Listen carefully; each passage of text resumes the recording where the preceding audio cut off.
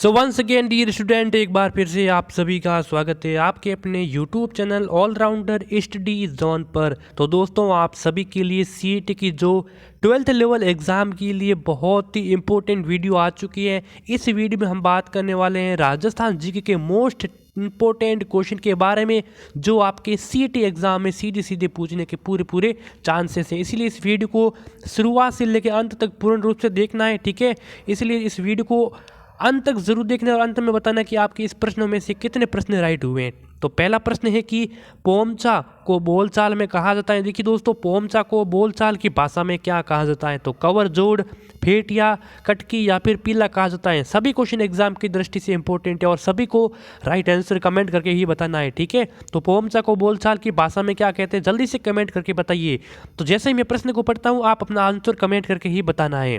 तो चलिए, पोमचा को बोलचाल की भाषा में कहा जाता है पीला, ठीक है। क्या कहा जाता है? पीला। अगर आपने पीला को राइट आंसर किया है, डी को राइट आंसर किया है, तो आपका राइट आंसर हो जाएगा। चलिए अगले बढ़ते हैं। अगले सवाल है कि छतरियों से युक्त सारबाग किस शहर में स्थित है? देखिए, कितनी छतरियों से? 66 छतरियों से युक्त जो सारबाग है ये किस शहर में स्थित है? तो अजमेर में, उदयपुर में, बूंदी या फिर अलवर में। तो दी गए 4 ऑप्शन कौन सा राइट हो जाएगा, ठीक है।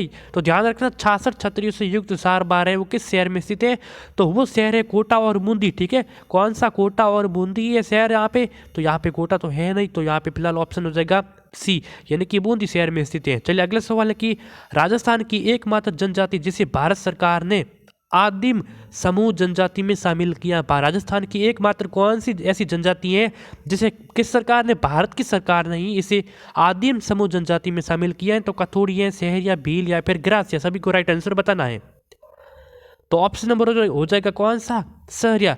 सहरिया दोस्तों, जो कि इसको भारत सरकार ने आदिम समूह जनजाति में शामिल किए गए। ऑप्शन नंबर आपका बी हो जाएगा राइट आंसर। और सहरिया अधिकतर कहाँ रहते हैं? ये 12 जिले में, ठीक है। सहरिया कहाँ रहते हैं? 12। चलिए अगले सवाल है कि राम सपीर के नाम से प्रसिद्ध है, राम सपीर के नाम से प्रसिद्ध संत का नाम सही नाम क्या है? ठीक है, राम सपीर, रूणीचा। सभी को पता है इसका आंसर। तो मेजर राम सिंह, बाबा रामदेव, रामचंद्र या फिर कबीरदास। बहुत ही इंपॉर्टेंट प्रश्न है।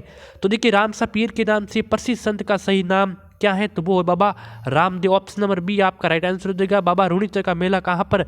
बाबा रूणीचा रामदेवरा पोखरण में, ठीक है। बी ऑप्शन इसका राइट आंसर हो जाएगा। अगला सवाल है कि थार के मरुस्थल की प्रमुख वनस्पति कौन कौन सी है? देखिए, जो थार के मरुस्थल में जो वनस्पति होती है उन वो कौन कौन सी? तो बबूल है, खेजड़ी है, कीकर या फिर उपरोक्त सभी। तो सभी को राइट आंसर कमेंट करके ही बताना है। जल्दी से बताइए कमेंट आंसर आपका क्या है। तो देखिए, थार के मरुस्थल की प्रमुख वनस्पति है तो वो कौन सी? उपरोक्त सभी हो जाएगा, ठीक है दोस्तों। उपरोक्त सभी यानी कि बबूल भी है, खेजड़ी भी है और कीकर भी यहाँ पर पाई जाती है, ठीक है। ऑप्शन नंबर डी हो जाएगा राइट आंसर। चलिए अगला सवाल है कि देखिए, अगर आपको सीईटी, रीट या फिर एलडीसी एग्जाम के लिए अगर आपको राजस्थान जीके की पीडीएफ चाहिए तो इस व्हाट्सएप पे आपको कांटेक्ट कर दीजिए, ठीक है। इस व्हाट्सएप पे कांटेक्ट कर दीजिए और उसके साथ आपको साइंस की पीडीएफ है वो बिल्कुल फ्री में मिल जाएगी। देखिए, इस दोनों पीडीएफ का चार्ज है वो 50 रुपीज़ है ओनली, ठीक है। तो जल्दी से कमेंट करिए। राजस्थान जीके के सभी टॉपिक इसमें शामिल किए गए हैं, एक भी टॉपिक है वो बाहर नहीं है। अगला सवाल है कि राजस्थान में स्वतंत्रता प्राप्ति के समय कितने मेले थे? देखिए, राजस्थान में स्वतंत्रता प्राप्ति के समय कितने टोटल मिले कितनी थी? तो 9 थी, 10 थी, 11 या फिर 12। तो सभी को कमेंट करके आंसर बताना है। तो वो थी 11 मिले। जिसने भी सी ऑप्शन को कमेंट करके बताया उसका ऑप्शन हो जाएगा राइट आंसर। अगला सवाल है कि किस जिले की अंतर्राज्यीय एवं अंतर्राज्यीय सीमा, देखिए किस जिले की जो सीमा है वो अंतर्राष्ट्रीय यानी कि किसी देश से स्पर्श करती है, अंतर्राज्यीय यानी कि किसी राज्य से भी स्पर्श करती है, दोनों से स्पर्श करती है, किसी देश और राज्य से। तो वो कौन सा जिला है? तो बाड़मेर है, जैसलमेर है, बीकानेर या फिर हनुमानगढ़ है। तो यहाँ पे ऑप्शन नंबर हो जाएगा बाड़मेर हो जाएगा करेक्ट आंसर। दोस्तों, बाड़मेर की सीमा अंतर्राष्ट्रीय यानी कि पाकिस्तान से स्पर्श करती है और अंतर्राज्यीय यानी कि गुजरात से स्पर्श करती है। तो ये ऑप्शन नंबर हो जाएगा यहाँ पे बाड़मेर। चलिए अगला सवाल है कि अरावली पर्वतमाला का दक्षिणतम बिंदु कौन सा है? तो रायसीना, उदयपुर, खेड़ ब्रह्मा या फिर जयपुर। अरावली पर्वतमाला का दक्षिणतम बिंदु कौन सा है? तो अरावली पर्वतमाला का दक्षिणतम बिंदु है यहाँ पे खेड़ ब्रह्मा। कौन सा? खेड़ ब्रह्मा। ऑप्शन नंबर सी हो जाएगा आपका यहाँ पर भी राइट आंसर। अगला सवाल है कि राजस्थान को वाल्मीकि द्वारा रामायण में किस नाम से परिभाषित किया गया? राजस्थान को वाल्मीकि द्वारा रामायण में किस नाम से परिभाषित किए गए? तो मरुवार, मरुकांतार, मारवाड़ या फिर राजपूतना। तो ये किए गए हैं मरुपांतर के नाम से। ऑप्शन नंबर बी हो जाएगा आपका इस क्वेश्चन का राइट आंसर। अगला सवाल है कि सौर वेधशाला किस झील में स्थित है। देखिए सौर वेधशाला है ये किस झील में स्थित है, तो पिछोला झील में, जयसमंद झील में, राजसमंद या फिर फतेह सागर झील में। तो ऑप्शन नंबर कौन सा करेक्ट आंसर हो जाएगा, सभी को राइट आंसर बताना है। तो देखिए सौर वेधशाला जिस झील में स्थित है वो झील है फतेह सागर झील, जो कि उदयपुर में स्थित है। आपका डी ऑप्शन हो जाएगा राइट।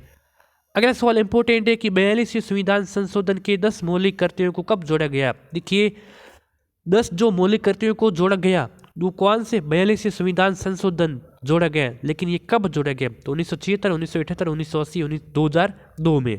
तो राइट आंसर क्या हो जाएगा, तो देखिए 42वें संविधान संशोधन में जो 10 मौलिक कर्तव्यों को जोड़ा गया है वो 1976 ईस्वी में जोड़ा गया। ऑप्शन नंबर यहाँ पे आपका हो जाएगा पहला। ठीक है, अगर बात की जाए तो यहाँ पे 11 जो मौलिक कर्तव्य 11वां जो जोड़ा गया है वो 86वें संविधान संशोधन, कौन से 86वें संविधान संशोधन 2002 में जोड़ा गया है। ठीक है, इस चीज को भी आप ध्यान रखना। वर्तमान में कितने मौलिक कर्तव्य हैं, 11।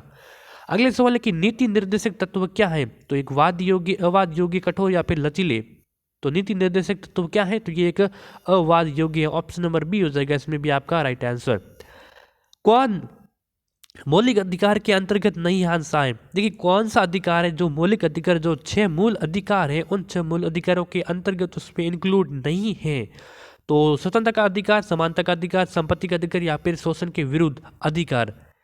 तो देखिए ये जो तीनों के तीनों है, कौन से, ये तीनों के तीनों है ये 6 मूल अधिकार के अंतर्गत आते हैं, लेकिन संपत्ति का अधिकार ये पहले आता था लेकिन अब इसको बाहर कर दिया गया है, यानी कि ऑप्शन नंबर सी हो जाएगा राइट आंसर। ठीक है, आगे बढ़ते हैं। उद्देश्य प्रस्ताव को संविधान में किसने रखा है, जो उद्देश्य प्रस्ताव है इस उद्देश्य प्रस्ताव को संविधान में किसने रखा, तो महात्मा गांधी जी ने, पंडित जवाहरलाल नेहरू जी ने, डॉक्टर राजेंद्र प्रसाद या फिर सरदार वल्लभ भाई पटेल ने। तो ऑप्शन नंबर क्या हो जाएगा राइट आंसर, इस क्वेश्चन का राइट आंसर हो जाएगा पंडित जवाहरलाल नेहरू जी ने उद्देश्य प्रस्ताव को संविधान में रखा था। ऑप्शन नंबर बी हो जाएगा आपका इसमें क्वेश्चन आंसर राइट आंसर। ठीक है, देखिए अभी तक आपने चैनल को सब्सक्राइब नहीं किया तो जल्दी से कर दीजिए, आपको सीईटी से रिलेटिव बेहतरीन क्लास इस चैनल पर देखने को मिलती रहेगी। ठीक है, राजस्थान में पंचायती राज व्यवस्था के कितने स्तर है, बहुत ही इंपॉर्टेंट प्रश्न है कि राजस्थान में जो पंचायती राज व्यवस्था है इसके कितने स्तर है, 1 है, 3 है, 2 है या फिर 4 है, सभी को राइट आंसर बताना है कमेंट करके।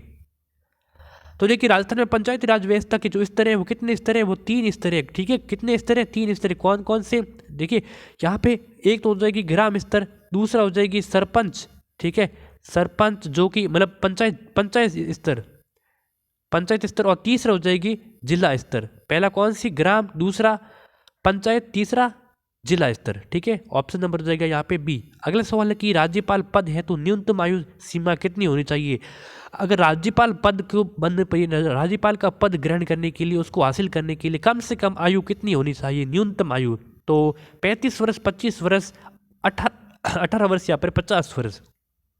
तो देखिए राज्यपाल पद है तो न्यूनतम आयु सीमा होनी चाहिए कितनी, यहाँ पे 25 वर्ष होने चाहिए। ऑप्शन नंबर पहला हो जाएगा राइट आंसर। अच्छा, तो राष्ट्रपति के लिए कितनी होनी चाहिए, तो राष्ट्रपति के लिए भी 35 होगी। प्रधानमंत्री के लिए कितनी होती है, प्रधानमंत्री के लिए होती है कितनी, 25 वर्ष होती है। मुख्यमंत्री के लिए कितनी होती है, मुख्यमंत्री के लिए होती है 25 वर्ष। ठीक है, चलिए आगे बढ़ते हैं। अगले सवाल की राजस्थान विधानसभा में सीटों, यानी कि जो वर्तमान में सीटों की संख्या कितनी है। देखिए राजस्थान में जो विधानसभा, प्राथमिक विधानसभा होती है 1952 में, उस समय विधानसभा की सीटों की संख्या थी कितनी, 160 थी। लेकिन वर्तमान में विधानसभा में सीटों की वर्तमान संख्या कितनी है, तो वो है टोटल हो जाएगी 200। अब वर्तमान में कितनी है, 200। ऑप्शन नंबर डी हो जाएगा इसमें भी आपका राइट आंसर। अगला है कि राजस्थान के किस जिले में कांच उद्योग स्थापित हुआ है, बहुत ही इंपॉर्टेंट क्वेश्चन है दोस्तों। राजस्थान में किस जिले में कांच उद्योग स्थापित हुआ है, तो धौलपुर में, कोटा में, उदयपुर में, जैसलमेर में। तो राइट आंसर आपको ही बताना है, मैं नहीं बताऊंगा।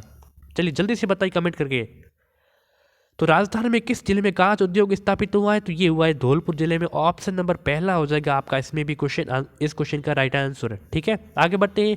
मिट्टी के खिलौने के लिए प्रसिद्ध स्थान है। दोस्तों अगर आप हमसे भी जुड़ना चाहते हैं तो पहले जो व्हाट्सअप नंबर बताए हैं उस पर कॉन्टेक्ट कर दीजिए। अगर आपको PDF चाहिए तो भी और नहीं चाहिए तो भी, क्योंकि आपको स्टेटस के माध्यम से शिक्षा से संबंधित कोई भी जानकारी वहाँ पे मिलती रहती है। और टेलीग्राम पे जुड़ना चाहते हैं तो सर्च करना इसी चैनल के नाम से ऑलराउंडर स्टडी जोन, इसी चैनल के नाम से बना हुआ ऑलराउंडर स्टडी जोन, या फिर लिंक मैं डिस्क्रिप्शन में दे दूंगा, वहाँ पे आपको इसकी PDF मिल जाएगी। 19 सवाल है कि मिट्टी के खिलौने के लिए प्रसिद्ध स्थान है चौमू है, टांकला, खंडेला या फिर मोलेला। किसके लिए मिट्टी के खिलौने के लिए प्रसिद्ध स्थान कौन सा है? तो वो हो जाएगा आपका मोलेला। ठीक है, मोलेला। ठीक है, ऑप्शन नंबर हो जाएगा यहाँ पे आपका डी आंसर, राइट आंसर। चलिए आज के सेशन का ये अंतिम प्रश्न रहने वाला है। ठीक है, राजस्थान में सर्वाधिक विदेशी आक्रमण किस दुर्ग पर हुए हैं? राजस्थान में जो सर्वाधिक विदेशी आक्रमण हुए हैं वो किस दुर्ग पर हुए हैं? तो तारागढ़ दुर्ग में, भटनेर दुर्ग में, आमेर दुर्ग में या फिर नाहरगढ़ दुर्ग में। तो देखिए राजस्थान में जो सर्वाधिक विदेशी आक्रमण हुए हैं वो हुए भटनेर दुर्ग में। कौन से? भटनेर दुर्ग में। ऑप्शन नंबर आपका बी हो जाएगा इसमें क्वेश्चन का राइट आंसर। ठीक है, तो ये 20 महत्वपूर्ण प्रश्नों की टेस्ट सीरीज यहाँ पे संपन्न हो चुकी है। आशा है कि आप सभी को बहुत पसंद आई होगी। आपको एक बार कमेंट करके बताना कि ये वीडियो आपको कैसी लगी, आपको कितना नॉलेज मिला है। ठीक है, तो चैनल को सब्सक्राइब कर देना, नोटिफिकेशन को भी ऑन कर देना।